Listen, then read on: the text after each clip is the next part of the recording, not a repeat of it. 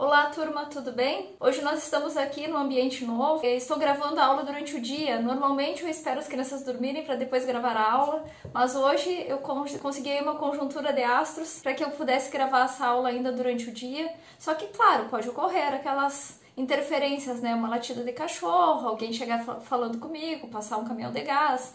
Então, são coisas que infelizmente acontecem quando a gente grava a aula de casa. E ao mesmo tempo depende do horário que está ocorrendo a gravação dessa aula. Então vocês vão ver aí meu celular atualizando, às vezes chegando alguma atualização aqui no computador. Essas coisas acontecem. A aula de hoje se chama Indicadores de Contaminação, mas nos últimos anos eu venho alterando esse título para Controle de Qualidade na Indústria de Alimentos. Por quê? Porque eu posso abordar a parte de indicadores de contaminação de uma forma um pouco mais ampla, já com um olhar voltado para aquilo que acontece na indústria. Então eu espero que a aula seja prazerosa para vocês, então vem comigo. Meu nome é Kátia Francisco, sou engenheira de alimentos e apaixonada por microbiologia desde 2001.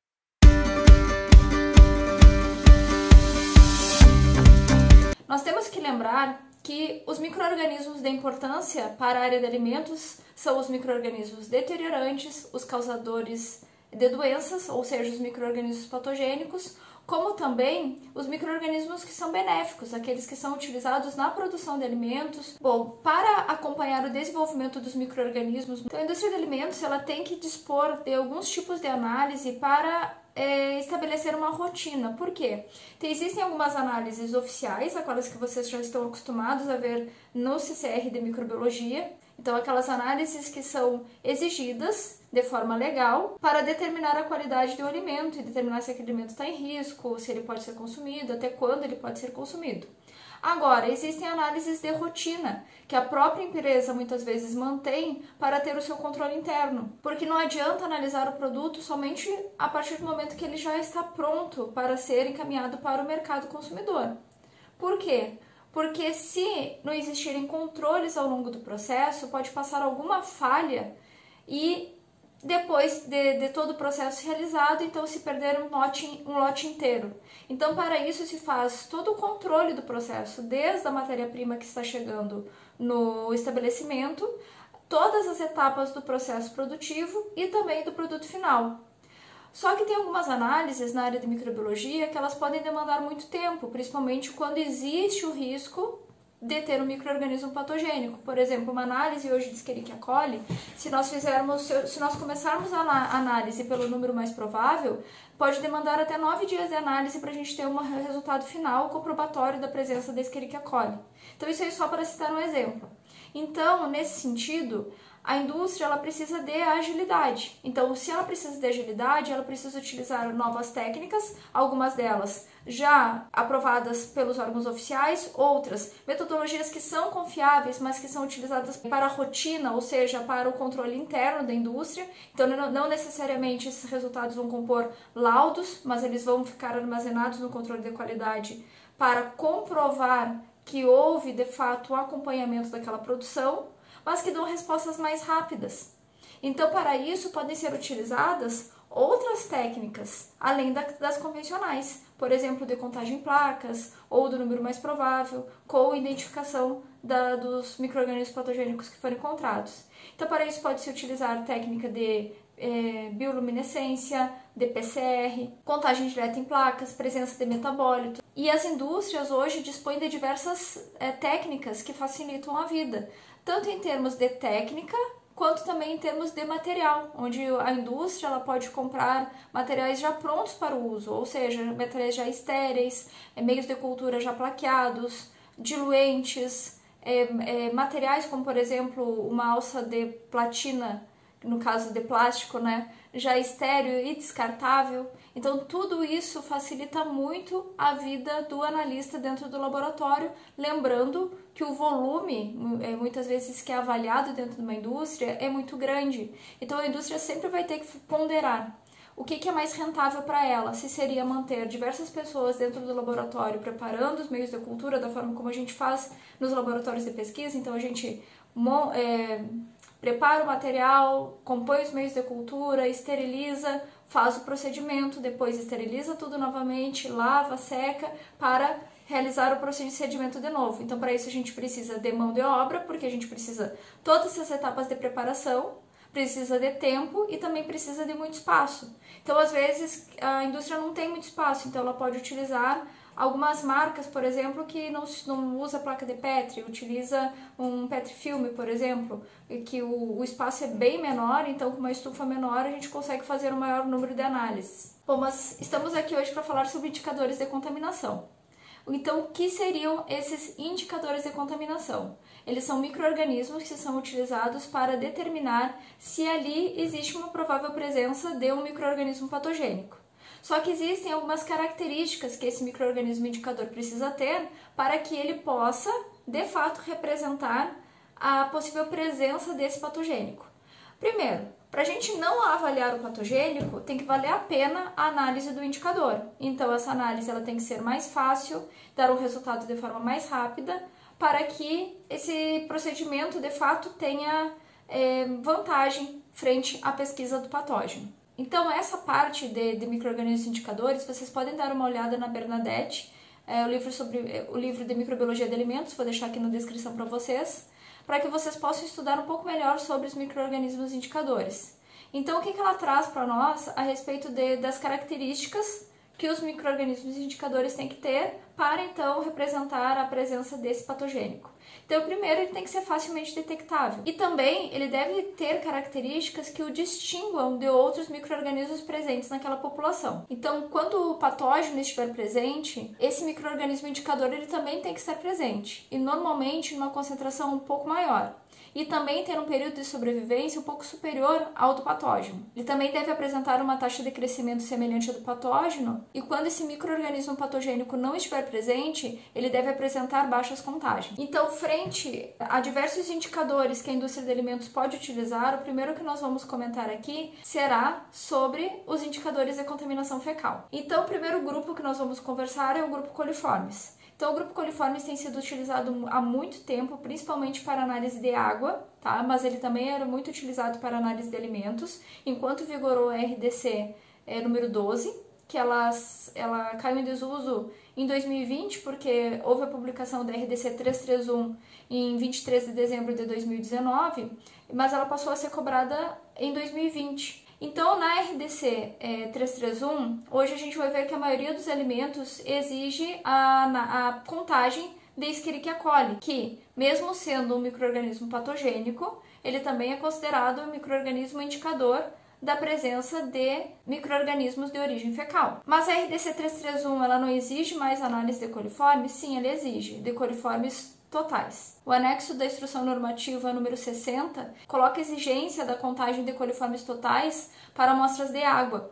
E o CONAMA, então, ele segue cobrando a análise das águas de fornecimento natural, tanto para coliformes fecais quanto para coliformes totais. Então, o grupo coliformes é um grupo amplamente distribuído na natureza, mas ele não serve como indicador de micro-organismos de origem fecal, justamente porque ele está amplamente distribuído na natureza e ele envolve grupos de micro-organismos que não são necessariamente entéricos, diferente do grupo coliforme fecal, que neste grupo incluem-se apenas micro-organismos provenientes do trato gastrointestinal de animais de sangue quente, e com isso, então, ele seria um indicador da presença de Escherichia coli. No procedimento utilizado para quantificação de coliformes fecais e totais, a gente utiliza normalmente a técnica dos tubos múltiplos. Então, nessa técnica, são utilizados uma série de 3 tubos para alimentos, uma série de 5 tubos para água.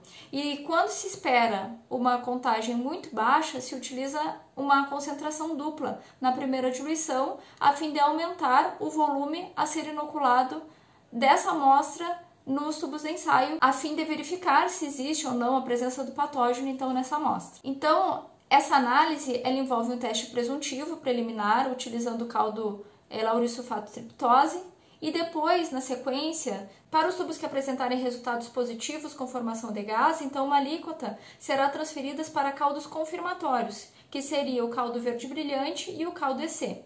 No caldo verde brilhante, o que será realizado é a quantificação de coliformes totais, e no caldo EC, a quantificação que se fará é a quantificação de coliformes fecais. Então, o princípio dessa técnica é que o micro-organismo consuma a lactose presente no meio, com formação de gás. Por isso que nós utilizamos até um tubo de Duran invertido, justamente para reter esse gás formado, e é assim que se avalia a positividade do teste. Então, se esse teste apresentar o resultado positivo no caldo VB, então indica que existe a presença de coliformes totais. Esse caldo ele é incubado a 35 graus, com variação de mais ou menos 1 grau. Já no caldo EC, a temperatura é crítica. Então, normalmente se faz a incubação desses tubos em banho-maria, justamente para que se garanta a homogeneidade da temperatura durante esse período de incubação, e se incuba a 45,5 graus, também com máximo de variação de 1 grau. Por quê? Porque de 44 graus a 45,5 graus, os micro-organismos que crescerem consumindo a lactose e formando gás serão considerados coliformes fecais. Por que não numa faixa maior de temperatura? Porque numa faixa maior de temperatura nós poderemos estar quantificando micro-organismos que consomem a lactose com produção de gás, mas que não se inclui no grupo coliforme fecal. Então, até mesmo da dificuldade dessa técnica, da questão da temperatura ser extremamente crítica, é que hoje se pesquisa então a Escherichia coli presente nas amostras de alimentos. Além disso, se considerava que essa técnica tinha uma limitação para representar a contaminação de origem fecal em alimentos, porque ela não quantificava, por exemplo, aqueles micro-organismos que consomem a lactose, mas que não produzem gás, como algumas cepas de salmonela. Então, por isso que sempre se considerou essa técnica um pouco mais limitada, mas ao mesmo tempo extremamente eficaz para indicar se houve ou não uma contaminação de origem fecal. Lembrando também que essa técnica, além de ser confiável, ela é considerada relativamente fácil de ser executada e ao mesmo tempo que traz respostas rápidas, porque a gente pode ter, ou se a gente tiver resultados negativos já no teste presuntivo, a análise dura 24 horas. Se nós tivermos resultados negativos no teste confirmatório, então essa análise pode demorar de 48 a 96 horas, porque a gente incuba mais 24 horas para ter certeza que os resultados não são positivos. Então, existem outros micro-organismos que nós ainda vamos discutir que poderiam ser utilizados como indicadores de contaminação fecal, alguns inclusive passaram a fazer parte da RDC 331 também, mas vamos finalizar aqui a Escherichia coli primeiro. Então, como a RDC 331 passou então a requerer a análise de Escherichia coli, então hoje a gente precisa, depois então de utilizar a técnica dos tubos múltiplos, isolar do caldo de cultura que apresentou resultado positivo, fazendo uma transferência então do caldo para o HRMB para verificar o crescimento de colônias típicas. Se isola então essas colônias e depois se transfere para uma série de testes bioquímicos que são realizados para confirmar então a presença da Escherichia coli nessas amostras. A Escherichia coli é um padrão fecal desde 1892, ela pertence ao grupo coliforme total, é da família do grupo Enterobacteriaceae, que fermenta a lactose com formação de gás a 35 e 37 graus em 48 horas. E também nesse grupo estão pertencentes os gêneros, além da Escherichia, a Enterobacter, a Citrobacter e a Klebsiella. Agora, falando um pouquinho sobre a técnica do número mais provável, então a técnica do número mais provável ele leva em consideração a possibilidade de existir ou não uma célula dentro do tubo que foi inoculado.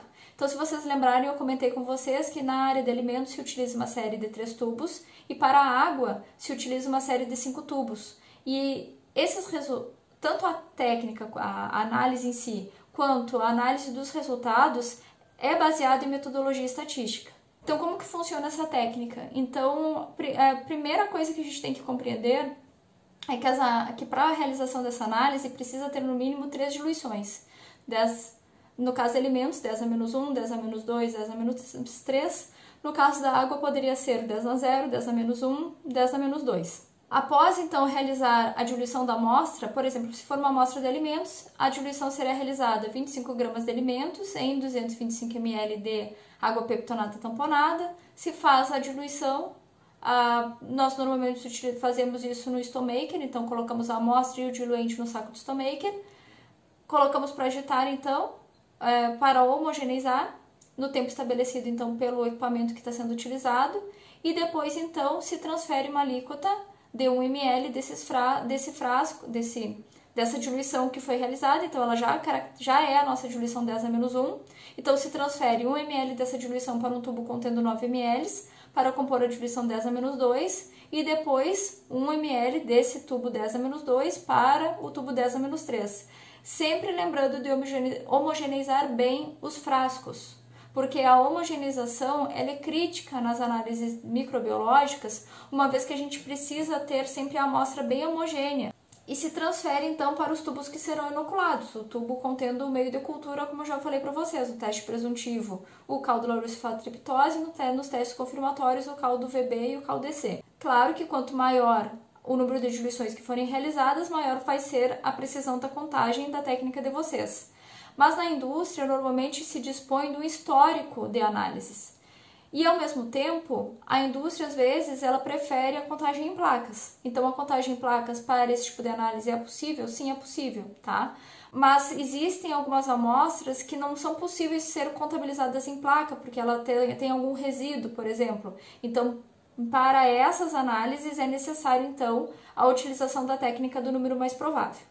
Então aqui nós temos exemplos de resultados, então lembrando que a gente sempre vai ter 3 resultados referentes à diluição 10 a menos 1, 10 a menos 2, 10 a menos 3, então nós temos uma série de números que serão lidos a partir da análise que foi realizada. Então nós temos aqui o exemplo de uma análise para alimentos, onde a gente percebe que aqui no exemplo 1 nós temos 3 tubos positivos na diluição 10 a menos 1, 2 tubos positivos na diluição 10 a menos 2 e nenhum tubo positivo na diluição 10 a menos 3. Então, com isso, nós podemos utilizar essa sequência 3, 2 e 0 para fazer a leitura. Então, a gente leva para a tabela exatamente, para consultar na tabela do NMP, exatamente essa sequência 3, 2, 0, levando em consideração a primeira diluição, que é a diluição 10 a menos 1.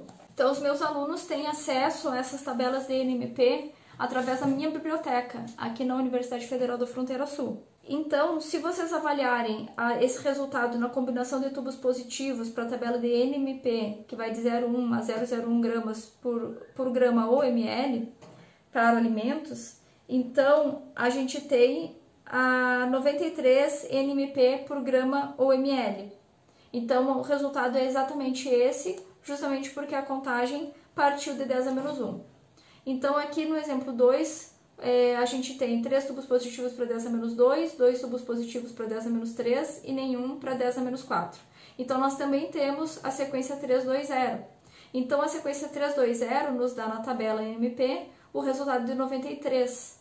Só que aqui a leitura começou em 10 a menos 2. Então, na verdade, em vez de 93, o resultado é 930 NMP por grama ou ml. Aqui nós temos uma sequência de 3 positivos na 10 a menos 1, 3 positivos na 10 a menos 2, 2 na 10 a menos 3 e nenhum na 10 a menos 4. A leitura começa a partir do momento que essa leitura começa a reduzir. Então, a gente começa com a leitura aqui na 10 a menos 2. Então, a leitura vai ser 3, 2 e 0.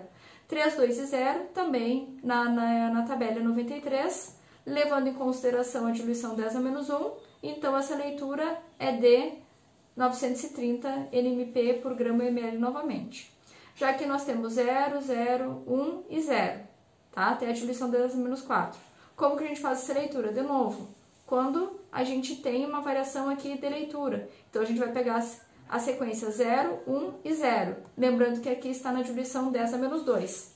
Então, 0, 1 e 0 na tabela é 3 NMP por grama ml. Mas para a tabela é da diluição 10 a menos 1. Como aqui a contagem começou na diluição 10 a menos 2, então, na verdade, o resultado é 30 NMP por grama ml. Então, nessa sequência 3, 3, 2 e 1, vocês já sabem que a leitura começa na diluição de 3 a menos 2. Só que aqui há um detalhe. Quando aparecem os dois resultados finais como 1 e 1, eles devem ser somados. Então, na verdade, a leitura dessa análise é 3, 2 e 2. 3, 2 e 2 na tabela corresponde a 210 NMP por ml. Como a leitura começou na diluição 10 a menos 2, na verdade, esse resultado é de 2.100 NMP por grama ou ml. Quando todos os tubos apresentaram positivos até a sequência que vai ser realizada a análise, vocês têm que verificar se há necessidade de repetir o ensaio, aumentando o número de diluições. Se essa sequência já determinar que o alimento está em próprio consumo, vocês até podem encerrar por aqui pegando as 3 últimas leituras. Então, a sequência 333 corresponde a mais do que 1.100 NMP por ml. Só que como a leitura aqui está na diluição 10 na menos 3, então vocês têm que aumentar em 3 casas decimais esse resultado. Aqui uma sequência para análise de água, 5 tubos positivos na diluição 10 a menos 1, 2 tubos positivos na diluição 10 a menos 2, nenhum na diluição 10 a menos 3. A sequência é 5, 2 e 0. E o resultado agora vocês procuram na tabela específica para análise de água. Então, a sequência 5, 2 e 0 apresenta como resultado 49 NMP por grama ou ml. Então, a gente mantém o resultado da tabela justamente porque a leitura foi de 10 a menos 1. Aqui, 5, 2 e 0 na 10 a menos 2, então a leitura vai ser de 490. 5, 5, 2 e 0, a gente já aprendeu, então a gente pega a sequência 5, 2 e 0, também 490 como resultado. Na sequência 5, 5, 5, 2 e 0, a gente vai pegar 5, 2 e 0, que o resultado é 49, só que vezes 10 na 3, né? Então, ela vai aumentar em 2 casas decimais esse valor. Então, vai ser de 4.900. Aqui, 0, 1 e 0.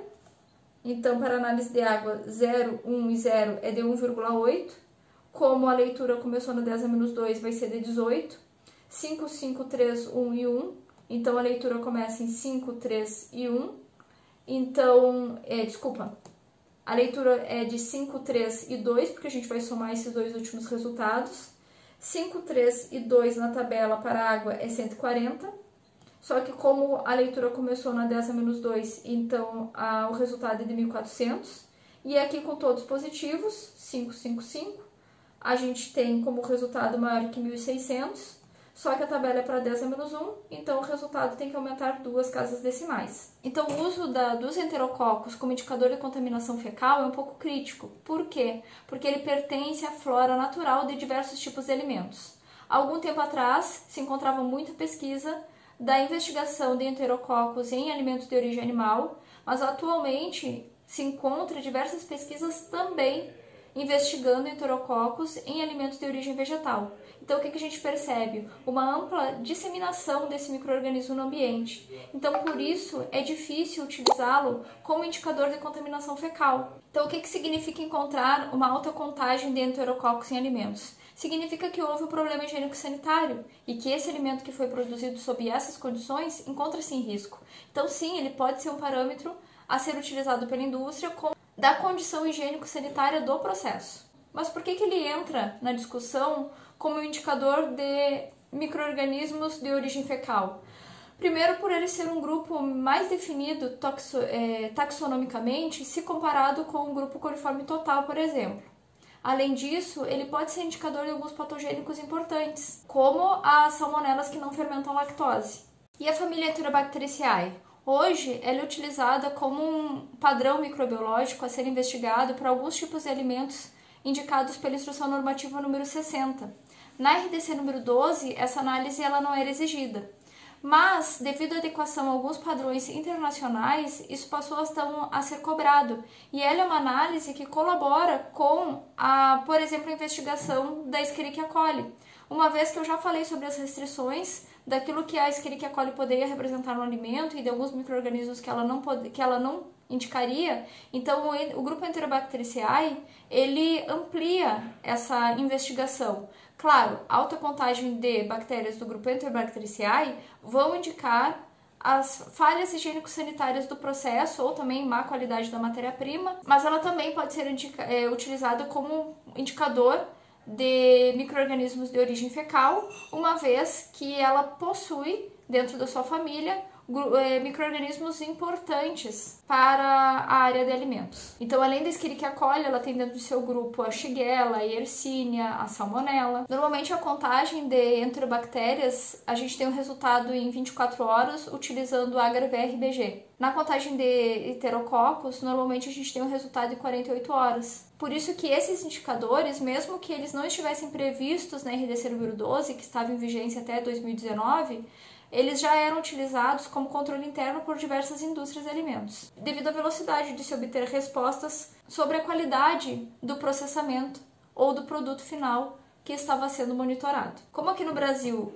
a família Enterobacteriaceae ainda não estava sendo utilizada como um padrão de contaminação até a publicação da RDC 331, em 2016 nós fizemos uma investigação em um laticínio próximo aqui da região onde a universidade está instalada, a respeito da investigação de indicadores de controle de qualidade, então de um pequeno laticínio. Entre diversas análises que foram realizadas, uma delas era com relação à comparação entre a contagem de coliformes totais e a contagem de enterobactérias, a fim de estabelecer se existia uma correlação entre essas contagens. Então, como vocês podem observar aqui na figura, a comparação entre o número de coliformes totais a 35 graus pela técnica do número mais provável e também o número de enterobactérias pela contagem padrão em agar-VRBG, se encontrou então uma correlação de 0,92, verificando que mesmo que os coliformes totais estivessem em menor número quando comparado com as enterobactérias, existia uma correlação entre esses grupos, mostrando que seria possível, então, substituir esse padrão anteriormente utilizado pela contagem de enterobactérias. E esse já era um padrão utilizado internacionalmente. Então, o que a gente percebe? Que com a atualização da Instrução Normativa número 60, então os nossos padrões eles estão de acordo com parâmetros internacionais. Então, agora saindo dessa contaminação de origem fecal e falando sobre outros indicadores de contaminação, temos que falar de uma das análises mais realizadas, que seria a contagem de mesófilos totais. Em alimentos perecíveis, por exemplo, ele pode indicar como que está a qualidade de uma matéria-prima ou mesmo de um produto acabado, porque altas contagens de bactérias mesófilas totais normalmente indicam um processo de deterioração. Além disso, quando a gente tem altas contagens de mesófilos totais, lembrando que as bactérias patogênicas elas são mesofílicas, então existe um risco do possível desenvolvimento de patógenos quando a gente tem uma alta contagem de bactérias mesófilas totais. Quando que normalmente ocorre esse aumento de temperatura? Quando a gente tem falha na questão do binômio tempo e temperatura. Então, alimentos prontos para o consumo, ele devem ser armazenados em temperaturas seguras, como já foi falado na aula que fala sobre os fatores intrínsecos e extrínsecos. Quando a temperatura está acima da possibilidade de desenvolvimento dos micro-organismos, normalmente se tem a eliminação desses micro-organismos. Quando a temperatura está abaixo da temperatura de desenvolvimento deles, a gente pode cessar o metabolismo desses micro-organismos e os mais sensíveis podem até ser eliminados desse tipo de produto, mesmo que a redução de temperatura não seja considerado um método de eliminação de micro-organismos. Então, nesse sentido, alimentos prontos para o consumo que não sejam armazenados de forma adequada, como por exemplo, acima de 62 graus ou abaixo de 4 graus, então o micro-organismo pode encontrar condições adequadas para o seu desenvolvimento e com isso acabar degradando o alimento ou dando possibilidade ao desenvolvimento de bactérias patogênicas. Então, para bactérias mesófilas, a gente tem dois tipos de técnicas que podem ser utilizadas. Uma seria a contagem em superfície e a outra a contagem em profundidade. Na contagem de profundidade é quando a gente chama de bactérias mesófilas totais, porque a gente está quantificando aquelas que se desenvolvem em diferentes taxas de oxigênio. Já aquelas que crescem na superfície, normalmente são as que crescem utilizando o oxigênio atmosférico. Então, a técnica que vai ser utilizada para essa contagem é semelhante às que é utilizada nas demais contagens em termos de diluição. Então, normalmente para alimentos se utiliza uma alíquota de 25 gramas para 225 ml de diluente. Por que eu falei normalmente? Porque tem alguns padrões onde são exigidos um volume maior. Então, se faz a primeira diluição, né? Então essa diluição já é a diluição 10-1, se faz as diluições seriadas na sequência, como já foi explicado aqui, e depois se faz o plaqueamento. Se a análise é em superfície, então se faz a transferência da alíquota para a superfície das placas e se faz o espalhamento dessa alíquota com a utilização de uma alça de Drygalski.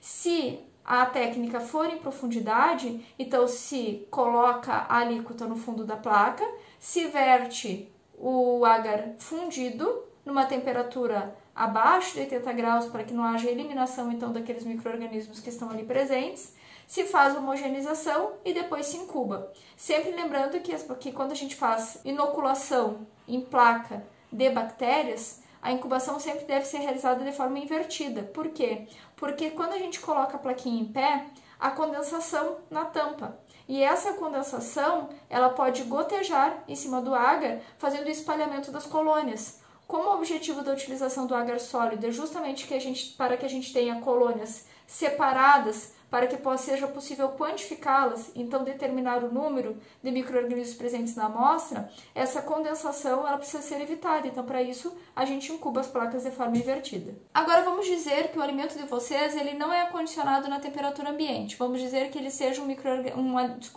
Vamos dizer que ele seja um alimento mantido sob refrigeração, ou ainda que ele tenha passado por um tratamento térmico onde não haja possibilidade de desenvolvimento de micro-organismos mesofílicos, ou seja, só sobreviver ao processo aqueles micro-organismos que são resistentes à temperatura e que se desenvolvem a altas temperaturas, ou seja, eles são termofílicos. Então, nesse caso, a pesquisa mais recomendada é a contagem de psicrófilos ou de termófilos. Para isso, então, se escolhe meios que sejam adequados para essa contagem e se incuba nas temperaturas que se deseja investigar. No caso, por exemplo, de aeróbios psicotróficos, que são aqueles mesofílicos que crescem na temperatura de refrigeração, essa investigação é realizada incubando-se as placas a 7 graus. E a técnica utilizada é a mesma que já foi explicada. Então, se vai investigar aeróbios, se faz a utilização da técnica de plaqueamento de superfície. Agora, também é possível realizar a investigação de anaeróbios. Para isso, podem ser utilizadas jarras de anaerobiose, meios reduzidos, e a contagem total de anaeróbios, normalmente, se houver uma contagem, indica a possibilidade de desenvolvimento de micro-organismos anaeróbios. Dentre os micro-organismos anaeróbios de importância em alimentos, a gente tem, por exemplo, os gêneros Clostridium e Bacillus. No caso do Clostridium, a gente pode ter presente o Clostridium perfringens. No caso de bacilos, poderíamos ter presente o Clostridium botulino. Então, são micro-organismos de importância em alimentos, inclusive o Clostridium botulino é de notificação compulsória, onde se houver um contaminado já se caracteriza surto devido à periculosidade da toxina, da neurotoxina, que é produzida por esse micro-organismo. Então, devido ao risco de desenvolvimento dessa doença, a indústria, claro, para alimentos que têm o pH acima de 4,5, onde foi retirada o ar desse alimento, então se deve fazer uma investigação sobre a possível presença desses micro-organismos anaeróbios, tudo isso para garantir a saúde do consumidor. E agora sobre contagem de bolores e leveduras. Então, se vocês olharem também a instrução normativa número 60, vocês vão ver que é uma análise padrão solicitada para alguns alimentos. Mas ela também pode ser utilizada como análise de rotina para verificação, por exemplo, de como que anda as boas práticas de fabricação dentro do ambiente onde esses alimentos estão sendo processados. Claro que existem técnicas que nós utilizamos na área de tecnologia para evitar o desenvolvimento de bolores e leveduras em alimentos, como, por exemplo, na fabricação de doces e conservas, se faz a remoção do ar presente naquele alimento. E a gente pode obter isso através do aquecimento desse alimento já envasado dentro do frasco.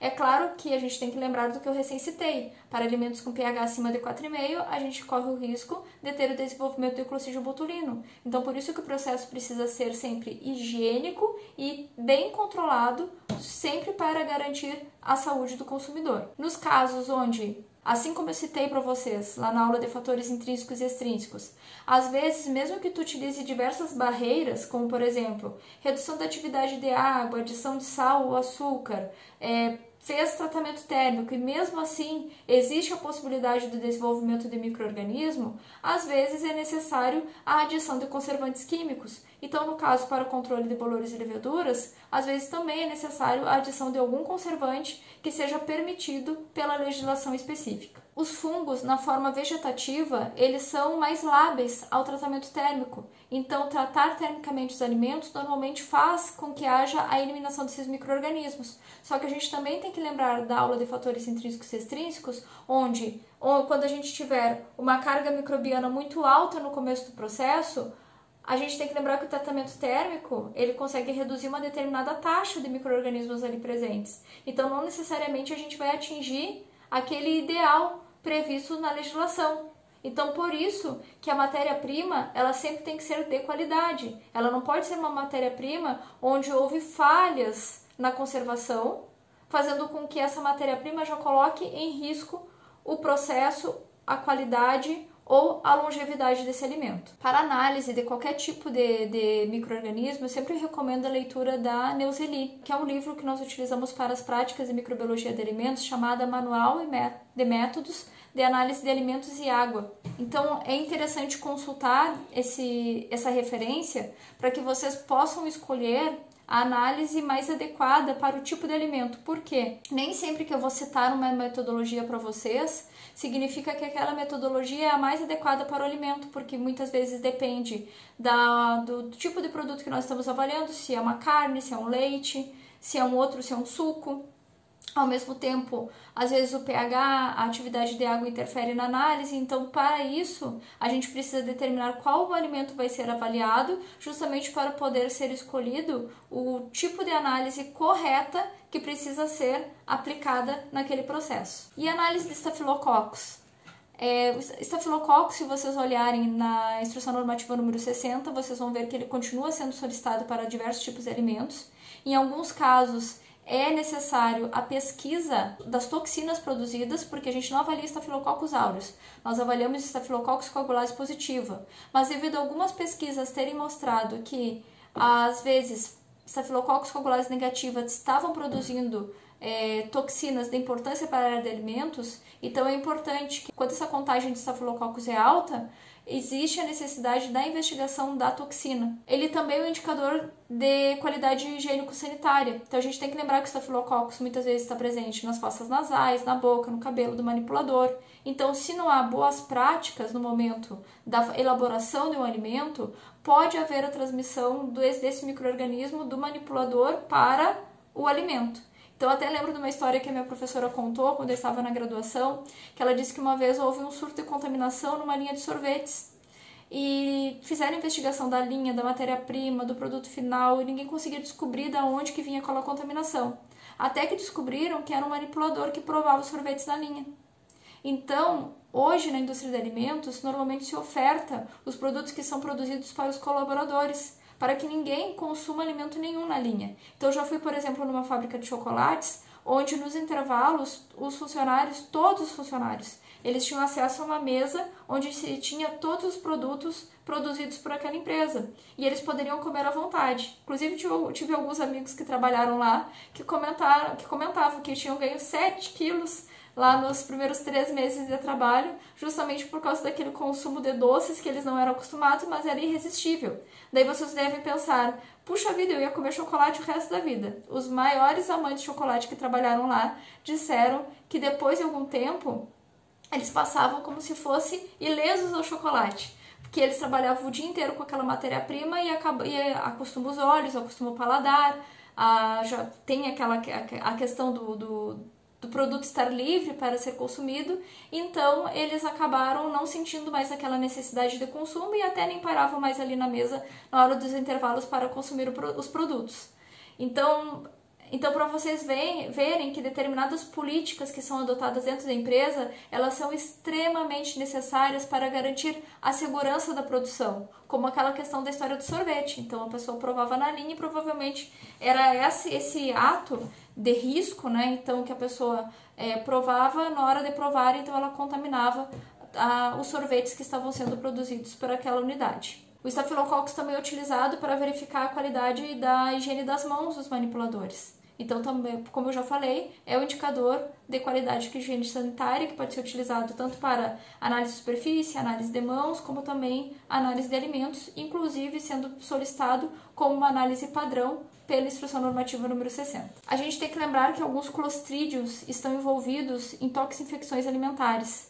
Nesse caso, a pesquisa de clostrídios ela pode também ser realizada para alimentos onde há possibilidade de desenvolvimento desses micro-organismos, a fim de determinar se existe risco para o consumo então desses alimentos. Esporos de termófilos podem ser utilizados para determinar a eficiência da sanitização de linhas de processamento, e a pesquisa de bolores e leveduras, elas podem ser utilizadas para avaliar a qualidade da limpeza, da higienização de ambientes. Então a gente pode avaliar tanto a qualidade do ar, como também a eficiência da higienização das superfícies e dos equipamentos. Então, lembrando mais uma vez, recomendo que vocês façam a leitura das referências sugeridas para essa semana. Agradeço a atenção de vocês e se porventura vocês acharem que esse vídeo foi interessante para vocês e que pode sanar a curiosidade de alguém a respeito da indústria, vai lá, compartilha. Gostou do vídeo? Curte aqui embaixo.